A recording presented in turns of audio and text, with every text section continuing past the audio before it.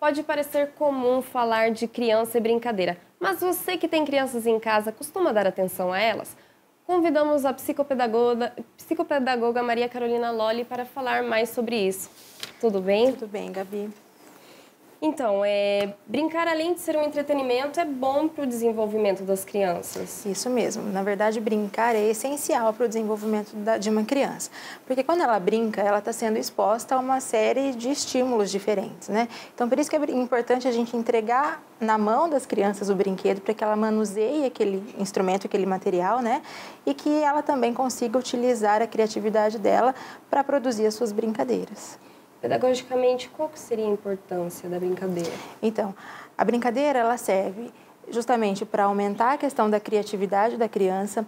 Quando uma criança está brincando, ela está no seu mundo, e isso é importante, porque em muitas brincadeiras a criança coloca aquilo que ela está guardando dentro dela. Então, muitas vezes uma frustração, uma raiva pode ser, né, colocado para fora ali no momento da brincadeira. Além disso, a gente pode utilizar de muitos brinquedos para melhorar, por exemplo, a coordenação motora, melhorar a leitura, melhorar a compreensão das coisas. Então, a brincadeira, assim, se ela for direcionada, né, ela tem as suas vantagens, mas também se a brincadeira for livre, for intuitiva, também tem os seus benefícios. E na hora de escolher o brinquedo, a gente deve ter uma atenção? Isso, primeiro para a faixa etária da criança, né? Eu não posso entregar, por exemplo, uma coisa que a criança vai colocar a boca e ela vai ter algum prejuízo por conta disso. Por exemplo, a massinha. A massinha ela pode ser entregue para a criança desde que com supervisão, se essa criança for menor que 2 anos. Porque a criança ali na fase dos 8 meses até os 2 anos, ela está na fase oral. Então, ela coloca muita coisa à boca, né? Ela leva esses brinquedos à boca. Então, assim, para a gente não ficar assustado e para não ocorrer nenhum problema com essa criança, a gente precisa ver isso, se o brinquedo pode ser, né, manuseado por essa criança, se não vai causar nenhum prejuízo. A questão das peças pequenas também é importante, tem criança que engole parte do brinquedo, né, e tem brinquedo pérfuro cortante. Então, às vezes, você entrega um brinquedo que tem uma peça de metal, né, então a gente precisa olhar tudo isso. E esses brinquedos que você trouxe pra gente? Pois é, eu trouxe alguns exemplos daquilo que a gente pode oferecer sem gastar muito, né. Então, eu trouxe um brinquedo pedagógico, que é, né, como eu sou psicopedagoga, então eu preciso fortalecer minha área, então você me desculpa, tá? Mas o brinquedo pedagógico, ele é muito bom, porque ele não é um brinquedo pronto. Você pode direcionar a brincadeira, veja, isso é um brinquedo pedagógico, por exemplo. Nesse tipo de brinquedo, você pode pedir para a criança fazer vários tipos de encaixe para formar vários desenhos diferentes. Então, quando ela faz esse tipo de movimento, eu estou trabalhando a coordenação motora, por exemplo. Posso trabalhar também rastreamento visual. O que seria isso? Posso pedir para ela montar esse muro de diversas maneiras, com cores diferentes, sem encostar cor, né?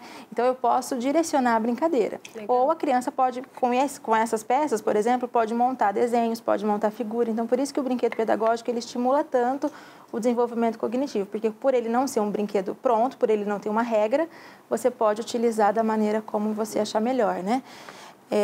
Eu trouxe aqui também um brinquedo que a gente pode fazer em casa, para uma criança que tem uma dificuldade de leitura ou de escrita, por exemplo.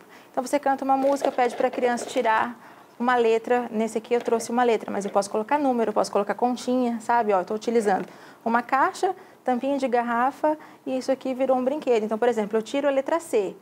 Aí eu peço para a criança, agora escreva para mim 5 palavras com a letra C. Não fale 5 palavras que começam com a letra C, tá? Então, assim, eu posso estimular várias áreas cognitivas com uma simples brincadeira. Só que é claro que as pessoas têm esquecido essa importância do brincar, né? A gente não tem mais tempo de chegar em casa, dar essa atenção no brincar para os nossos filhos, né? Então, assim, tirar um tempinho para fazer a tarefa e depois da tarefa fazer uma estimulação cognitiva como essa, com uma brincadeira diferente, é muito importante. A gente vê os pais estão muito mais preocupados em saber se o filho está estudando ou não. O filho sai da escola, vai para natação, vai para inglês e... Isso, e perdeu-se o brincar, né?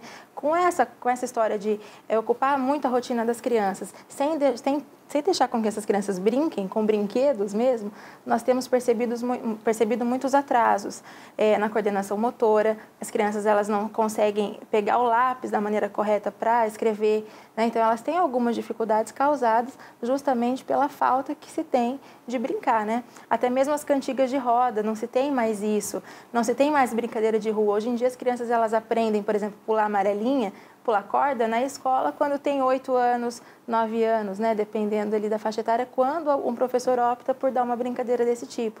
E tem muitas atividades como essas, que eram, né, da época dos pais, das crianças, que poderiam ser trazidas à tona de novo, que evoluiriam, que servem para auxiliar nesse desenvolvimento cognitivo. Mas isso das crianças não poderem brincar na rua é também por causa da violência, né? Isso, mas não, a gente não precisa brincar na rua, né, para fazer uma amarelinha.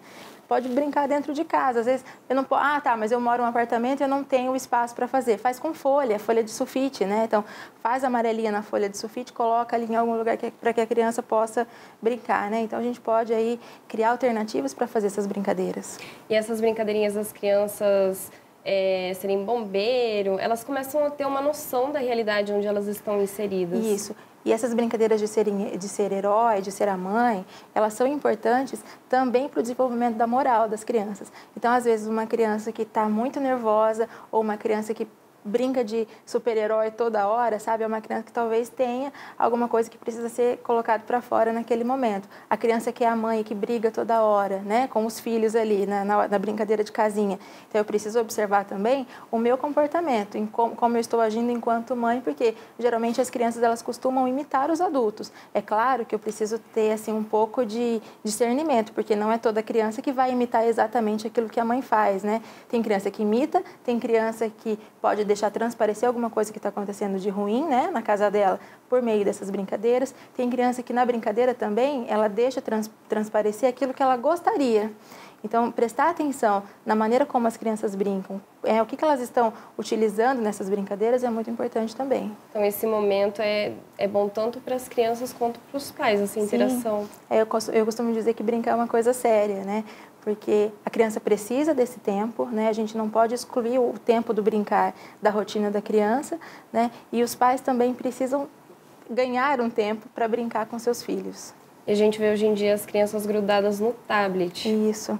E aí a gente vê vários problemas, né? Coordenação motora, problemas com sono, tem crianças que vão dormir muito tarde, depois não conseguem acordar muito cedo, né? A questão da luz, ela estimula muito os neurônios da criança, então deixa com que elas fiquem mais agitadas, né?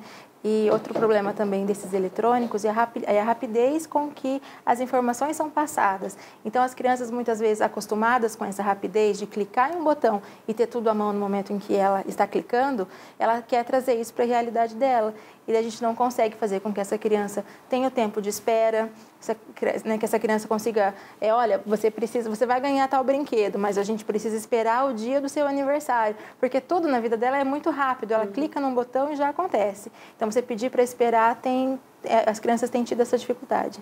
Saber que ela tem uma recompensa, que ela tem que merecer. Que ela precisa esperar um pouco, que ela tenha que fazer alguma coisa para ter determinado brinquedo, por exemplo, né?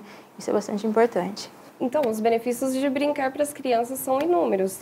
São inúmeros, então, desde o desenvolvimento cognitivo até mesmo para a saúde, né? Por exemplo, uma criança que tem um animal de estimação, por exemplo, né? O animalzinho, ele pode servir para brincadeira, mas também ele melhora a saúde da criança, ele melhora o sistema imunológico da criança. Então, assim, brincar não é só o brinquedo, né? Brincar, a criança brinca com pessoas, com os seus animais. Tem criança que brinca até com as plantas em casa. Então, a gente precisa fornecer ferramentas para que as brincadeiras aconteçam. E as crianças que brincam descalças? Então, é importante, né, a criança precisa sentir as coisas, né? Quando ela sente texturas diferentes, geralmente a gente é acostumado a sentir texturas pelas mãos, né? Não sei se você já viu, se o pessoal de casa já viu os caminhos dos sentidos, que a gente coloca pedra, coloca areia, coloca um tapete, né? Com os olhos vendados, você sente com os pés essas texturas diferentes. Isso também é bom para o desenvolvimento cognitivo, né? E, além de tudo, melhora também o sistema imunológico das crianças, que tem gente que pensa que andar descalço, né, a criança fica doente, mas a criança precisa conviver com esses anticorpos. E também levar as crianças a brincar em lugares... Brincar com outras criancinhas. Isso, também é uma coisa que perdeu-se, né? As crianças hoje em dia, elas têm ficado muito tempo sozinhas, né? E isso a gente percebe que tem prejudicado na questão da escrita das crianças, porque quando ela tem que fazer uma produção, não só na escrita, mas também uma produção verbal, né? Quando ela precisa contar alguma coisa, as crianças elas não têm contado com começo, meio e fim. As crianças começam a contar uma coisa, de repente elas se lembram de uma coisa que aconteceu um tempo atrás e vão falando, sabe? Fica uma história sem pé nem cabeça. E outra coisa que a gente percebe é que hoje em dia, pelo fato das crianças serem mais sozinhas, né? Elas têm dificuldade para conviver com outras crianças. Então, acaba que ela não aprende a dividir, que ela não aprende a esperar a sua vez, né? Então, muitos prejuízos a gente percebe justamente porque a gente não tem mais contato nessas brincadeiras de infância. Legal, Loli. Muito obrigada pela sua participação. Imagina.